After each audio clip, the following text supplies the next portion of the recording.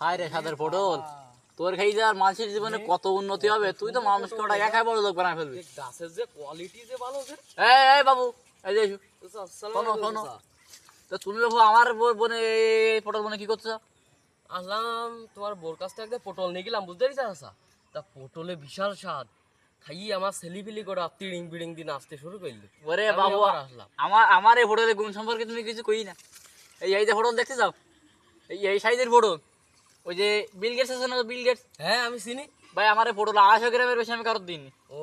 এই পটল যদি বেশি দিই তো সে তো মনে করে দুনিয়া ধ্বংস করে ফেলবে। তারপর 250 গ্রাম দিবা না? হ্যাঁ 250 গ্রাম। বাবু, আমি 250 গ্রামের বেশি তো কারোর দেবো না। ও, এই যে পটল, এই যে কিছুদিন আগের কথা, এই ধরো 15-20 বছর, এ তারও বেশি কথা, কি বিল গেটস চাইলো আমার এই হ্যাঁ হ্যাঁ আমিও তো জানি তো। আইসি আমার এই পটল নিয়ে গেলো 250 গ্রাম। হ্যাঁ এই পটল খাওয়ার পরে তো জীবনের উন্নতি শুরু হয়েছে। চাচা তুমি থামো, আমার